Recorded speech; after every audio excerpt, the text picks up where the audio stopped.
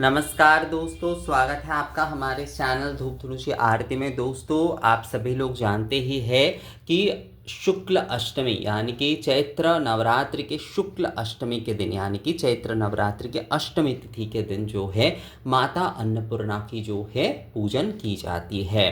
तो माँ अन्नपूर्णा की दिवस माना जाता है अष्टमी तिथि को। चैत्र नवरात्रि के जो अष्टमी तिथि होते हैं वो जो है माँ अन्नपूर्णा की तिथि मानी जाती है और इस दिन जो है माँ की पूजा विशेष रूप से किया जाता है। खासकर ये पूर्वी भारत, बंगाल तथा बंगाल से बनारस तक अगर देखा जाए तो इसके काफ़ी ज़्यादा चलन है। अन्नपूर्णा पूजा की जो है अलग अलग जगह पर अलग अलग समय पर किए जाते हैं। जैसे दक्षिण की तरफ अलग होते हैं, उत्तर की तरफ अलग होते हैं, पर मुख्यतः अगर पूर्वी भारत की बात करें और बंगाल से लेकर बनारस की, खासकर बंगाल और बनारस में अन्नपूर्णा पूजा की जो है वो बहुत चलन है और दक्षिण भारत में भी है, पर बंगाल और बनारस में जो है बहुत ही जो है शान के साथ जो है माँ की पूजन किए जाते हैं। बहुत ही सुंदरता के साथ जो है माँ की पूजा के आयोजन किए जाते हैं।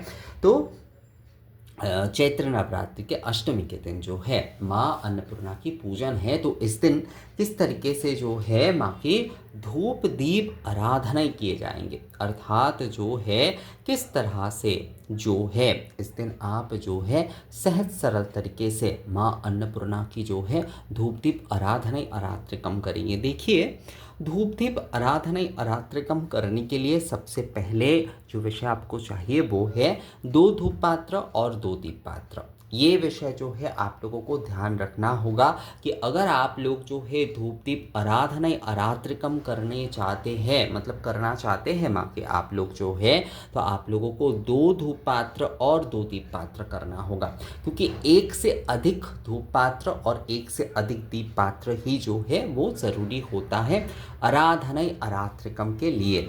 अगर आप इससे ज़्यादा की व्यवस्था करते हैं, मान लीजिए कि आप 2 की जगह 3 कर रहे हैं, 4 कर रहे हैं या 11 की संख्या में आप कर रहे हैं, 11 अलग अलग जो है धूप पात्र की अगर आप व्यवस्था कर रहे हैं तो वो भी जो है बिल्कुल सही है, वो भी जो है बहुत सही है।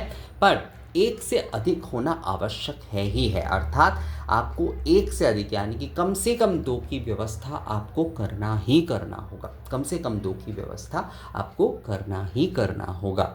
तो मुख्यतः आपको 2 धूप पात्र, 2 दीप पात्र, चाहे वो सप्तबाती का हो, पंचबाती का हो, कोई समस्या उसमें नहीं है, उसकी आपको व्यवस्था करना है। और शंख शंख ध्वनि माँ की पूजा में विशेष रूप से आप लोग अवश्य करिए, अवश्य रूप से करिए। बहुत सारे लोग आप लोग मुझे कहते हैं कि दादा आप शंख ध्वनि पर बहुत ज़्यादा जोर देते हैं। हाँ, मैं शंख ध्वनि पर बहुत ज़्यादा जोर देता हूँ।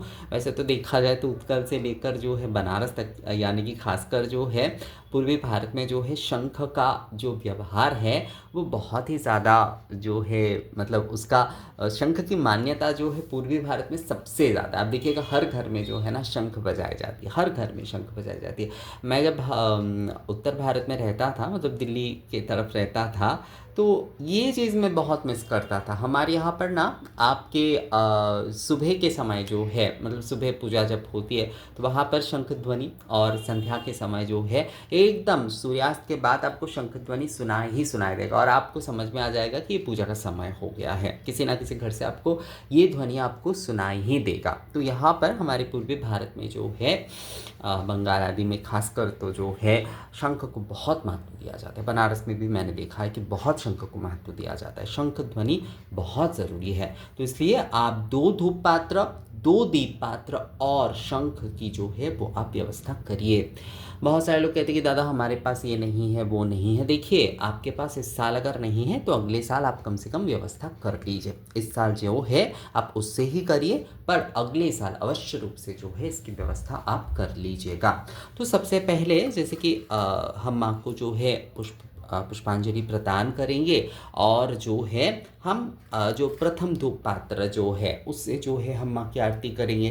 प्रथम धूप पात्र से हम जो है माँ की आरती करेंगे, प्रथम धूप पात्र से हम माँ की आरती करेंगे। ये जो है धूप दीप आराधना ही है, तो इसमें 2 धूप पात्र और 2 दीप पात्र आवश्यक है। ये बात मैं बार बार कह रहा हूँ आप लोगों से, ये ध्यान रखिएगा, ये बहुत ज़रूरी है। तो प्रथम धूप पात्र से जो है हम लोग माँ की आरती करेंगे पुष्पांजलि आदि प्रदान के बाद जो है।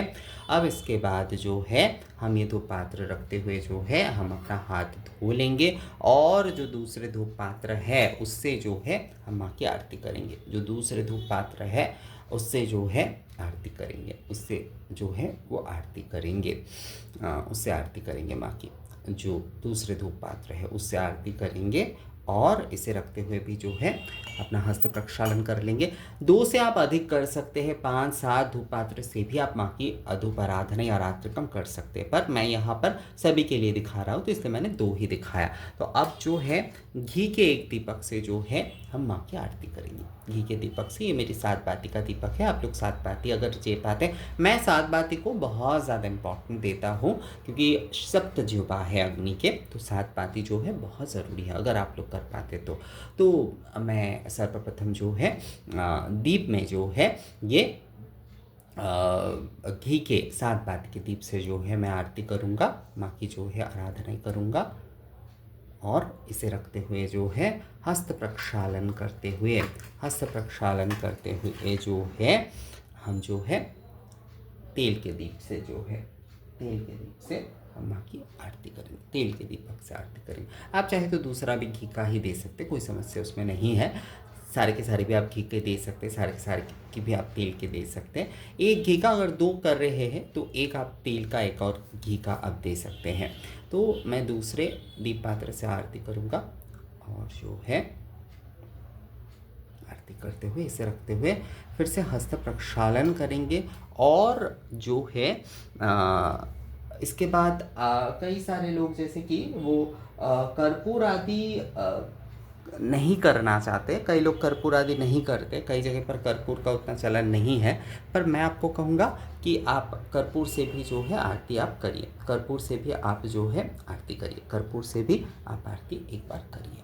तो 2 धूप पात्र से, 2 दीप पात्र से आरती करने के बाद जो है एक कपूर की ये जो आरती होती है ना, इसे समर्पण कहते हैं। इसे जो है समर्पण, जैसे पुष्प समर्पण होता है, कपूर की आरती भी जो है वो समर्पण होता है। कपूर को धूप दीप का एकत्र रूप माना जाता है।